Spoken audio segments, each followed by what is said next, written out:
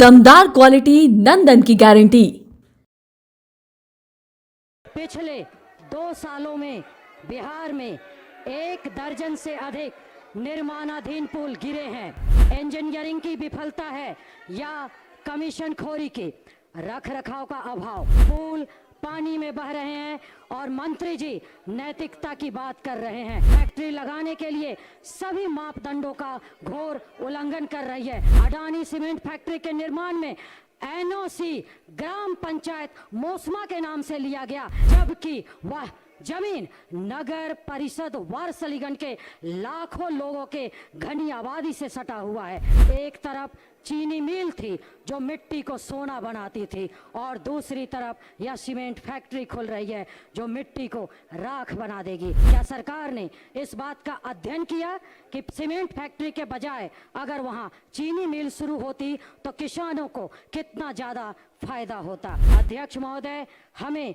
Cement की धूल नहीं, चीनी की मिठास और किसान की खुशहाली चाहिए। नदी के किनारे गंगा एक्सप्रेसवे बनाया है, सोन नदी के किनारे भी 4 लेन सड़क का निर्माण करें ताकि बालू के कारण वो सड़क जो जाम रहता है, लोगों का आवागमन। जय हिंद। माननीय अध्यक्ष महोदय, राष्ट्रीय जनता दल के राष्ट्रीय अध्यक्ष सामाजिक न्याय के पुरोधा माननीय लालू प्रसाद यादव जी, संकल्पित समर्पित युवा दिलों की धड़कन नेता प्रतिपक्ष माननीय तेजस्वी यादव जी का धन्यवाद और आभार, जिन्होंने मुझे इस लोकतंत्र के मंदिर में बोलने का अवसर प्रदान किए।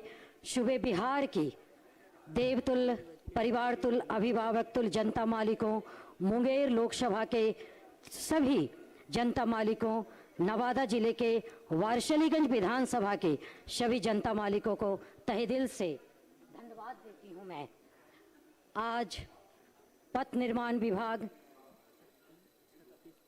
अध्यक्ष महोदय, मैं वित्तीय वर्ष 2026-27 के आय व्यय में पथ निर्माण विभाग की अनुदान मांगों पर वाद विवाद एवं विमर्श में सरकार के विपक्ष में बोलने के लिए खड़ी हुई हूँ।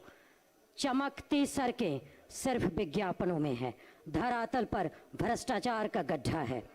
पुलों का गिरना, पिछले 2 सालों में बिहार में 1 दर्जन से अधिक निर्माणाधीन पुल गिरे हैं, जैसे सुल्तानगंज अगुवानी घाट पुल। क्या यह इंजीनियरिंग की विफलता है या कमीशन खोरी की, रख रखाव का अभाव? नई सड़कों की लाइफलाइन 5 साल होती है, लेकिन पहली बारिश में ही वे उखड़ जाती हैं। मेंटेनेंस पॉलिसी सिर्फ कागजों पर है। अध्यक्ष महोदय, सरकार कहती है सड़कें विकास की भाग्य रेखा है, लेकिन बिहार में ये भ्रष्टाचार की लाइफलाइन बन चुकी है। पुल पानी में बह रहे हैं और मंत्री जी नैतिकता की बात कर रहे हैं। महोदय, नवादा जिला में नवादा से पकरी वर्मा होते स्टेट हाईवे जो जमुई तक गई है, यह सड़क दक्षिणी बिहार को देवघर से जोड़ती है। इसे 4 लेन किया जाना अति आवश्यक है। पकरी वर्मा बाजार में हमेशा जाम लगी रहती है।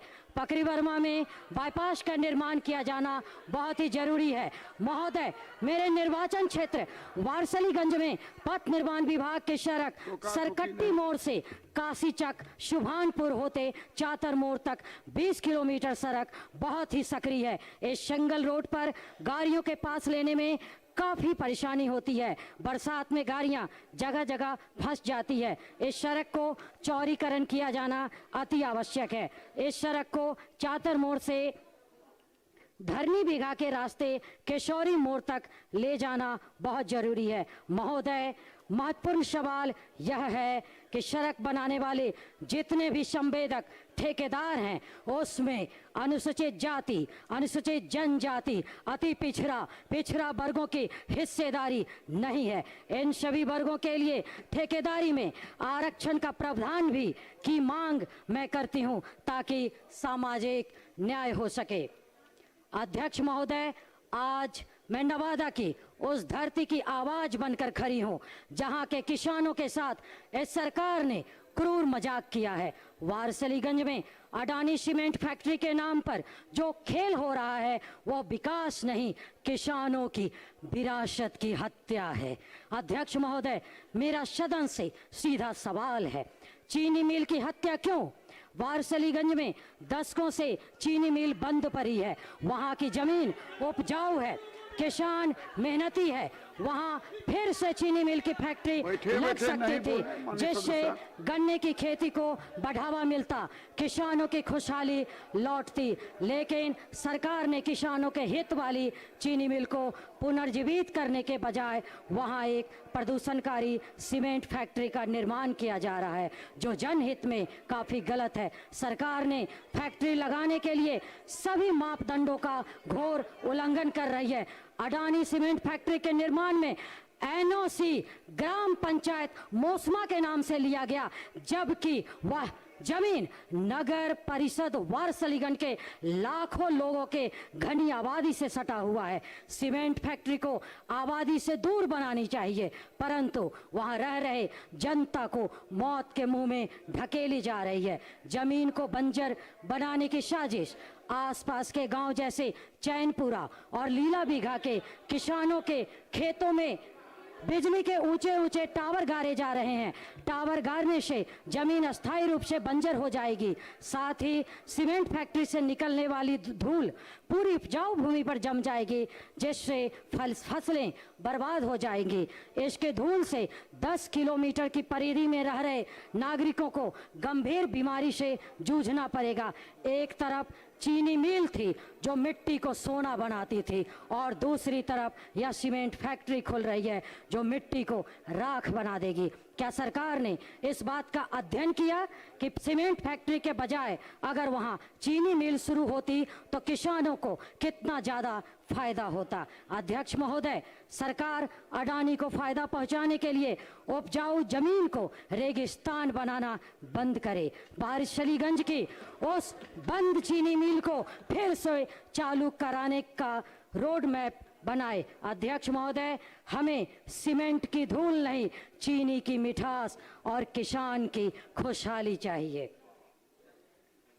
बिहार में पंचायती राज व्यवस्था ने ग्रामीण विकास और राजनीतिक भागीदारी में बड़ी क्रांति लाई है, लेकिन इसके कई नकारात्मक पहलू और चुनौतियां आज भी है, जो इसकी सफलता में सबसे बड़ी बाधा बनती है। भ्रष्टाचार और बंदरबाट। पंचायती स्तर पर सरकारी फंड के दुरुपयोग की शिकायतें आम है। नल जल योजना और गली नाली पक्कीकरण जैसी योजनाओं में कमीशनखोरी और घटिया निर्माण सामग्री का मुद्दा अक्सर सामने आता है। विकास कार्यों का लाभ आम जनता तक पहुंचने से पहले ही बिचौलियों के पास चला जाता है। वित्तीय निर्भरता। बिहार की पंचायतों के पास अपने राजस्व के स्रोत बहुत ही सीमित हैं। वो पूरी तरह से राज्य और केंद्र सरकार के फंड पर निर्भर है। जब तक फंड नहीं आता, पंचायतें कोई स्वतंत्र निर्णय नहीं ले पाती। नौकरशाही का हस्तक्षेप है सर। पंचायत प्रतिनिधियों और सरकारी अधिकारियों, वीडियो पंचायत सचिव के बीच अक्सर तालमेल की कमी रहती है। विकास कार्यों की फाइलों को पास कराने के लिए प्रतिनिधियों को लंबी कागजी कार्रवाई और अफसरों की मनमानी का सामना करना पड़ता है। पर्यटन पर मैं बोलना चाहूंगी, काशीचक ब्लॉक के पार्वती पंचायत में पार्वती गांव में पार्वती गुफा में गौतम बुद्ध आए थे और 1 साल तक निवास किए थे। मैं ये पार्वती गुफा को पर्यटन स्थल के रूप में विकसित कराने की मैं सरकार से मांग करती हूँ। बिहार अनुसूचित जाति एवं अनुसूचित जनजाति कल्याण विभाग की मुख्य कमियां आप सुनिए ध्यान से। छात्रवृत्ति में भारी देरी। सबसे बड़ी समस्या पोस्ट मैट्रिक छात्रवृत्ति के वितरण में होती है। तकनीकी खामियों और वेरिफिकेशन की सुस्त प्रक्रिया के कारण छात्रों को समय पर पैसा नहीं मिलता, जिससे उनकी पढ़ाई प्रभावित होती है। छात्रावासों की बहाली। राज्य के कई कल्याण छात्रावासों की स्थिति चिंताजनक है महोदय। बजट का पूर्ण उपयोग नहीं होता। भ्रष्टाचार और बिचौलियों से भी बचाया जाए। जागरूकता की भी कमी है। मिनट का वक्त है। यदि सरकार